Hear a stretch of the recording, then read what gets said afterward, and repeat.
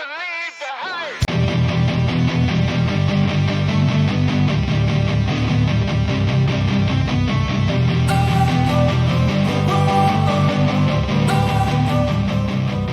Don't wanna sleep in.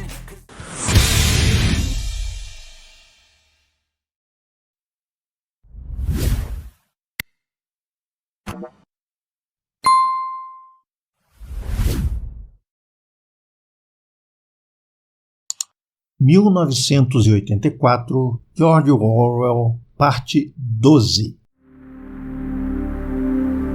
Winston chegou na Praça da Vitória antes da hora marcada. Ele perambulou pela base da enorme coluna canelada que segurava a estátua do Grande Irmão, olhando para o sul em direção aos céus, onde havia derrotado os aviões eurasianos, ou os aviões da Lestase alguns anos antes, na batalha da primeira faixa aérea. Na rua em frente a ela, havia uma estátua de um homem a cavalo que deveria representar Oliver Cromwell. 5 minutos depois da hora marcada, a menina não tinha aparecido. Um medo terrível se apoderou novamente de Winston. Ela não vinha. Ela tinha mudado de ideia. Ele caminhou lentamente até o lado norte da praça e teve uma espécie de prazer pálido ao identificar a igreja de São Martinho, cujos sinos, quando existiam, tinham tocado de seda e linho. Então ele viu a menina de pé na base do monumento, lendo ou fingindo ler um cartaz que subia em espiral pela coluna. Não era seguro aproximar-se dela até que mais algumas pessoas tivessem se juntado. Havia teletelas ao redor do monumento, mas nesse monumento houve um barulho de gritos e movimento de veículos pesados em algum lugar à esquerda. De repente, todos pareciam estar correndo pela praça. A garota deu a volta ao redor dos leões da base do monumento e se juntou ágil aos outros. Winston seguiu. Enquanto corria, entendeu a partir dos comentários que um comboio de prisioneiros eurasianos estava passando. Uma massa densa de pessoas já bloqueava o lado sul da praça. Winston, em tempos normais, que era o tipo de pessoa que gravitava até a borda externa de qualquer tipo de muvuca, agora empurrava, se enfiava e esguichava em direção ao coração da multidão. Logo ele estava à distância de um braço da garota, mas o caminho estava bloqueado por um enorme prole e uma mulher quase igualmente enorme, presumivelmente sua esposa, que pareciam formar uma parede impenetrável de carne. Winston se mexeu de lado e com um movimento violento conseguiu colocar seu ombro entre eles. Por um momento sentiu como se suas entranhas tivessem sido moídas entre os dois quadris musculosos. Então ele havia quebrado a barreira, suando um pouco. Estava ao lado da garota. Eles estavam ombro a ombro, ambos olhando fixamente para a frente. Uma longa fila de caminhões passava lentamente pela rua, com guardas de cara fechada, armados com metralhadoras em pé em cada esquina. Nos caminhões pequenos, homens amarelos com uniformes esverdeados estavam de cócoras, encravados próximos uns dos outros. Seus tristes rostos mongóis olhavam para os lados dos caminhões sem curiosidade alguma. Ocasionalmente, quando um caminhão sacolejava, havia um blim-blim de metal. Todos os prisioneiros vestiam grilhões. Caminhões e caminhões passaram com a carga de rostos tristes. Winston sabia que eles estavam lá, mas não os via completamente. O ombro da garota e parte do braço dela estavam pressionados contra o dele. A bochecha dela estava quase perto o suficiente para que ele sentisse seu calor. Ela havia imediatamente tomado conta da situação, assim como havia feito na cantina. Ela começou a falar com a mesma voz sem expressão de antes, com os lábios mal se movendo, um mero murmúrio facilmente afogado pelo barulho das vozes e pelo estrondo dos caminhões. Você consegue me ouvir? Sim. Você consegue uma folga no domingo à tarde? Sim. Então escute com atenção. Você precisa se lembrar disto. Vá para a estação de Paddington. Com uma espécie de precisão militar que o espantou, Ela delineou o caminho que ele deveria seguir. Uma viagem ferroviária de meia hora, virar à esquerda fora da estação, 2 quilômetros ao longo da estrada, um portão sem a barra superior, um caminho através de um campo, uma faixa de grama, um caminho entre arbustos, uma árvore morta com musgo. Era como se ela tivesse um mapa dentro de sua cabeça. Você vai lembrar-se de tudo isso? Ela murmurou finalmente. Sim, vire à esquerda, depois à direita, depois à esquerda novamente, e o portão não tem barra superior. Sim, que horas? Umas 15.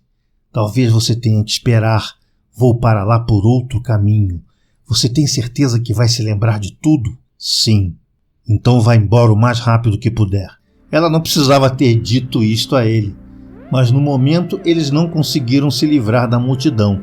Os caminhões ainda estavam passando, as pessoas ainda estavam embasbacadas. No início houve algumas vaias e assovios, mas vieram apenas dos membros do partido entre a multidão, e logo pararam. A emoção que prevalecia era simplesmente a curiosidade. Os estrangeiros, sejam da Eurásia ou da Lestásia, eram uma espécie de animal estranho. Nunca eram vistos literalmente, a não ser como prisioneiros. E mesmo como prisioneiros, nunca se tinha mais do que um vislumbre momentâneo deles. Nem se sabia o que acontecia com eles, além dos poucos que foram enforcados como criminosos de guerra. Os outros simplesmente desapareceram, possivelmente em campos de trabalho forçado. Os rostos redondos de mongóis tinham dado lugar a rostos do tipo mais europeu, sujos, barbudos e exaustos. De bochechas muito esfoladas, os olhos olharam para os de Winston, às vezes com estranha intensidade, e voltaram a piscar para longe. A caravana chegava ao fim. No último caminhão, ele podia ver um homem idoso. Seu rosto era uma massa de cabelos grisalhos, em pé, com os pulsos cruzados à sua frente, como se estivesse acostumado a tê-los amarrados juntos. Estava quase na hora de Winston e a menina se separarem, mas no último momento, enquanto a multidão ainda os cercava, suas mãos se encostaram e ela lhe deu um aperto fugaz. Não poderia ter passado de 10 segundos, e no entanto, pareciam que suas mãos estiveram juntas por muito mais tempo. Ele teve tempo para aprender cada detalhe da mão dela. Ele explorou os dedos longos, as unhas afiadas, sua mão com calos de trabalho e a pele lisa sob o pulso. Apenas de senti-lo, ele o teria reconhecido à vista. No mesmo instante em que lhe ocorreu que ele não sabia que cor eram os seus olhos. Provavelmente eram marrons, mas as pessoas com cabelos escuros às vezes tinham olhos azuis. Virar a cabeça e olhar para ela teria sido uma loucura inconcebível, com as mãos juntas, invisíveis, entre a prensa dos corpos. Eles olharam firmemente para a frente, e ao invés dos olhos da menina, os olhos do prisioneiro idoso olhavam em luto para Winston através dos ninhos de cabelo.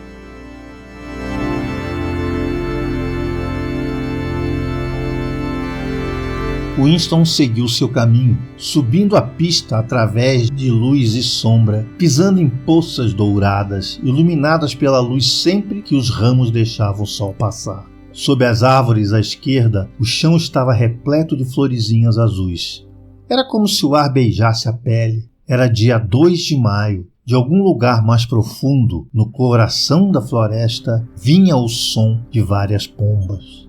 Ele estava um pouco adiantado, não encontrara nenhuma dificuldade na viagem, e a garota parecia ter tanta experiência que ele ficou menos assustado do que normalmente teria ficado. Provavelmente ela era confiável para encontrar um lugar seguro.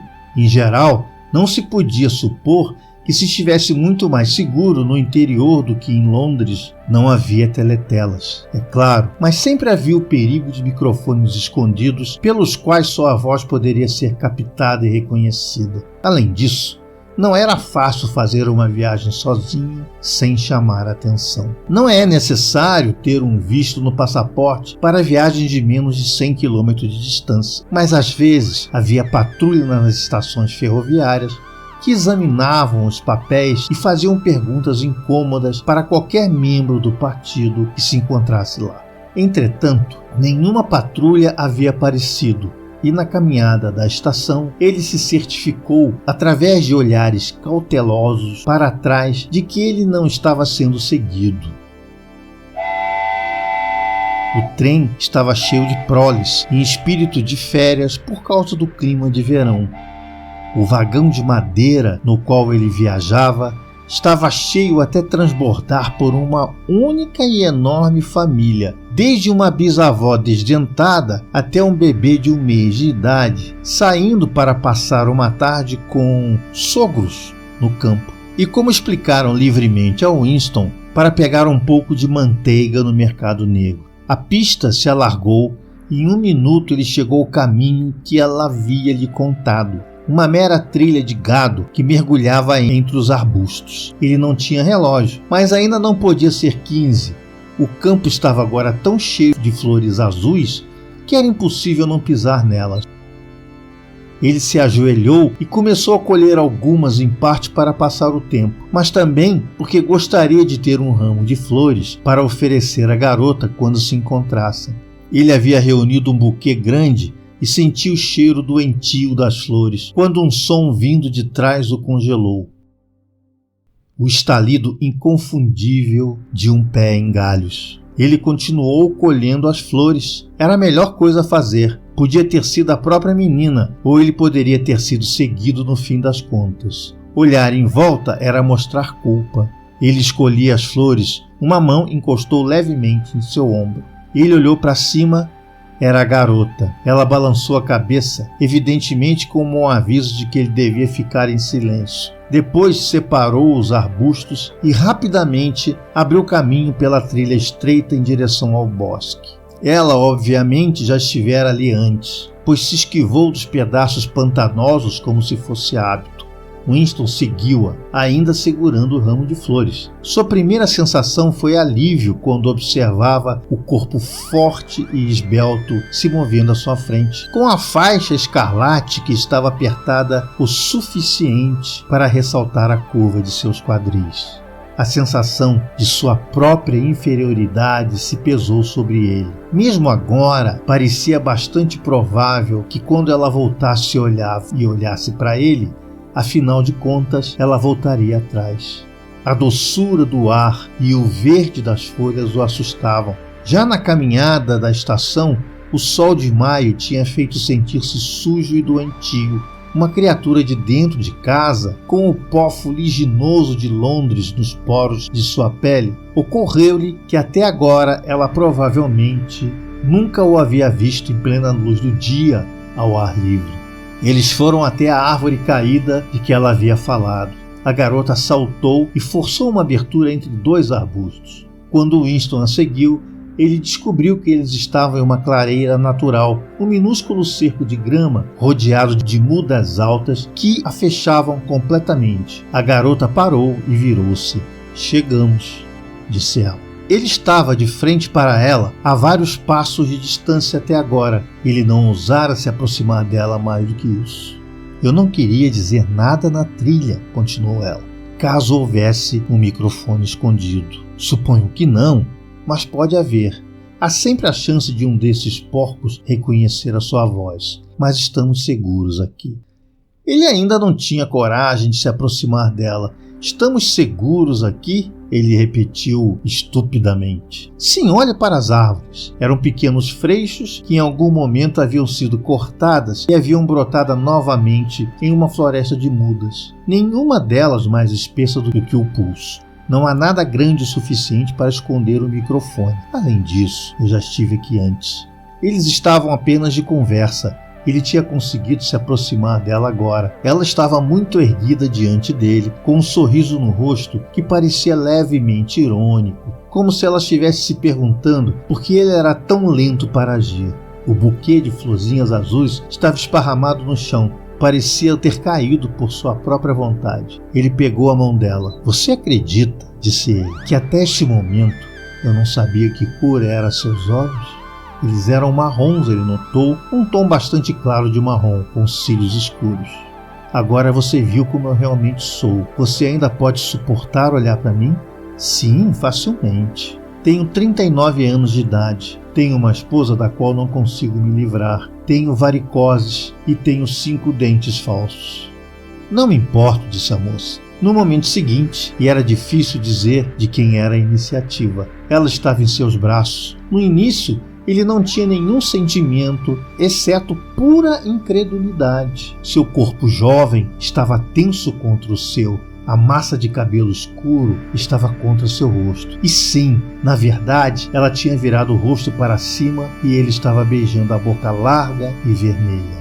Ela o havia colocado seus braços sobre o pescoço dele. Ela o chamava de querido, precioso, amado. Ele a tinha puxado para o chão. Ela estava totalmente sem resistência. Ele podia fazer o que quisesse com ela. Mas, na verdade, ele é que não tinha nenhuma sensação física, exceto de mero contato. Tudo que ele sentia era incredulidade e orgulho. Ele estava feliz por isso estar acontecendo, mas não tinha nenhum desejo físico. Era muito cedo. Sua juventude e beleza os assustaram. Ele estava muito acostumado a viver sem mulheres. Ele não sabia ao certo a razão. A garota se levantou, tirou uma flor azul do cabelo. Ela se sentou contra ele, colocando seu braço em volta de sua cintura. Não se preocupe, querido. Não temos pressa. Temos a tarde inteira. Esse esconderijo não é maravilhoso? Encontrei-o quando me perdi uma vez em uma caminhada comunitária. Se alguém estivesse vindo, daria para ouvi-los a 100 metros de distância. Como você se chama? Disse Winston. Julia. Eu sei seu nome. É Winston. Winston Smith. Como você descobriu isso? Espero ser melhor que você para descobrir coisas, querido. Mas me diga, o que você achava de mim antes daquele dia em que lhe dei o bilhete? Ele não sentiu nenhuma sensação de contar mentiras para ela. Foi até uma espécie de oferta amorosa começar contando o pior. Eu odiava te ver, disse ele. Eu queria te estuprar e depois te matar. Há 2 semanas, pensei seriamente em esmagar sua cabeça com um paralelepípedo. Se você realmente quer saber, eu imaginei que você tinha algo a ver com a polícia do pensamento. A garota riu com prazer, evidentemente tomando isto como uma homenagem à excelência de seu disfarce. Não, a polícia do pensamento? Não. Você realmente pensou nisso? Bem, talvez não exatamente isso. Mas por sua aparência geral, simplesmente porque você é jovem, forte e saudável, você entende. Eu pensei que provavelmente... Você pensou que eu era um bom membro do partido, puro em palavras e atos. Banners, procissões, slogans, jogos, caminhadas comunitárias, tudo isso. E você pensou que se eu tivesse o mínimo de chance eu o denunciaria como um criminoso do pensamento e o faria morrer? Sim, algo desse tipo. Muitas garotas são assim, você sabe. É culpa dessa porra aqui, disse ela, arrancando a faixa escarlate da Liga Júnior Antissexo e atirando-a para o lado. Então, como se tocar sua cintura a tivesse lembrado de algo.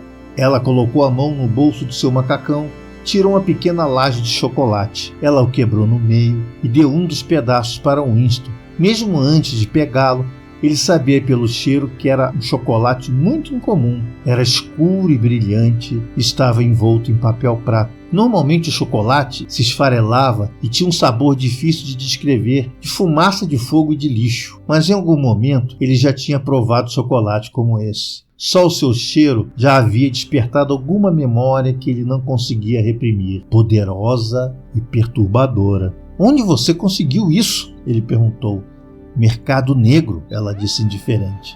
Na verdade, eu sou esse tipo de garota. Eu sou boa em jogos. Eu era líder de tropas nos espiões. Faço trabalho voluntário 3 noites por semana para a Liga Júnior Antissexo. Passei horas e horas colando sua maldita podridão por toda Londres. Sempre carrego uma das pontas do cartaz nas procissões. Sempre pareço alegre e nunca me esquivo de nada. Sempre grito com a multidão, é o que eu digo. É a única maneira de estar seguro. O primeiro pedaço de chocolate tinha derretido na língua de Winston. O sabor era delicioso, mas ainda havia aquela memória se movendo nas bordas de sua consciência. Algo forte, mas não redutível à forma definida, como um objeto visto pelo canto do olho. Ele a afastou dele, consciente apenas de que era a memória de alguma ação que gostaria de desfazer, mas não podia. Você é muito jovem, ele disse.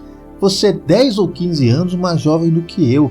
O que você vê em um homem como eu? Era algo na sua expressão. Pensei em arriscar. Sou boa em identificar pessoas que não pertencem a esse mundo. Assim que te vi, sabia que estava contra eles. Eles? Parecia se referir ao partido, e sobretudo ao partido interno, sobre o qual ela falava com um ódio aberto que fazia Winston se sentir inquieto. Embora ele soubesse que eles estavam seguros, aqui se pudessem estar seguros em qualquer lugar. Uma coisa que o espantou nela foi a rudeza de sua linguagem. Os membros do partido não deveriam falar palavrões, e o próprio Winston muito raramente fazia isso, de qualquer forma, em voz alta. Julia, entretanto, parecia incapaz de mencionar o partido, especialmente o partido interno, sem usar o tipo de palavras. Não é que ele não gostou, era apenas um sintoma de que sua revolta contra o partido e todas as suas formas, e de alguma forma parecia natural e saudável, como o espirro de um cavalo que cheira a um feno ruim. Eles tinham deixado a clareira e vagueavam de novo pela sombra xadrezada, com os braços à volta da cintura um do outro, sempre que o caminho permitisse que andassem lado a lado. Ele notou quando a cintura dela parecia mais macia, agora que a faixa tinha desaparecido. A conversa entre eles não passava de um sussurro. Fora da clareira, disse Julia, era melhor ir em silêncio. Atualmente eles tinham chegado à borda da pequena floresta. Ela o deteve. Não vá para o lado de fora, pode haver alguém observando. Estaremos bem se nos mantivermos atrás dos ramos. Eles estavam à sombra de arbustos de aveleira.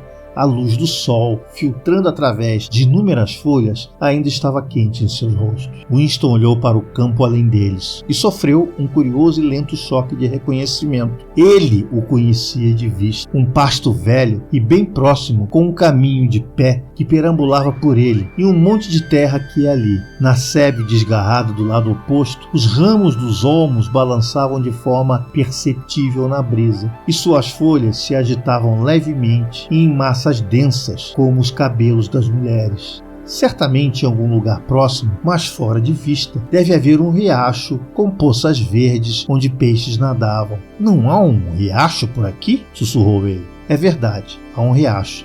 Na verdade, está na borda do próximo campo. Há peixes nele, bem grandes. Você pode vê-los deitados nas piscinas sobre salgueiros balançando suas caudas. É quase o Condado Dourado, ele murmurou. Condado Dourado? Não, nada, é só uma paisagem que eu vejo às vezes em sonho. Olha, murmurou Júlia. Um sabiá tinha pousado em um galho a menos de 5 metros de distância, quase na altura de seus rostos. Talvez ele não os tivesse visto. Estava ao sol, eles à sombra. Ele estendeu suas asas, colocou-as cuidadosamente no lugar novamente, abaixou a cabeça por um momento, como se fizesse uma espécie de reverência ao sol. E então começou a derramar uma torrente de canções. No silêncio da tarde, o volume do som era assustador. Winston e Julia se abraçaram, fascinados. A música continuava e continuava, minuto após minuto, com variações surpreendentes, nunca se repetindo, quase como se o pássaro estivesse mostrando deliberadamente sua virtuosidade. Às vezes ele parava por alguns segundos, se espalhava e ajeitava suas asas. Depois inchava seu peito salpicado e estourava novamente em canções. Winston o observara como uma espécie de reverência vaga. Para quem? Para que aquele pássaro estava cantando? Nenhum companheiro, nenhum rival o observava, o que fez sentar à beira do bosque, solitário, e derramar a sua música nonada. Ele se perguntava se, afinal de contas, havia um microfone escondido em algum lugar próximo. Ele e Julia haviam falado apenas em sussurros baixos. Ele não pegaria o que eles já haviam dito, mas pegaria o sabiá. Talvez na outra ponta do instrumento algum homem pequeno, parecido com um besouro, tivesse ouvido atentamente. Mas pouco a pouco a enxurrada de música fez com que todas as especulações saíssem de sua mente. Era como se fosse um tipo de coisa líquida que derramasse sobre ele, se misturando com a luz do sol que chegava através das folhas. Ele parou de pensar e apenas sentiu. A cintura da garota, na dobra de seu braço, era macia e quente. Ele a puxou de modo que eles estavam de peito a peito. O corpo dela parecia derreter no dele. Para onde quer que suas mãos se movessem, tudo era tão flexível quanto água. Suas bocas se agarravam. Era bem diferente dos beijos duros que haviam trocado antes. Quando voltaram a separar seus rostos, os dois suspiravam profundamente. O pássaro se assustou e fugiu com um tilintar de asas. Winston colocou seus lábios contra a orelha dela. Agora, ele sussurrou. Aqui não, sussurrou ela de volta. Vamos voltar para o esconderijo. É mais seguro. Rapidamente, com um crepitar ocasional de galhos, eles trilharam seu caminho de volta para a clareira. Uma vez dentro do anel de mudas, ela se virou e o enfrentou. Ambos respiravam rápido, mas o sorriso havia reaparecido nos cantos de sua boca. Ela ficou olhando para ele com um instante, depois abriu o zíper do seu macacão. E sim, foi quase como um sonho, quase tão rápido quanto ele havia imaginado.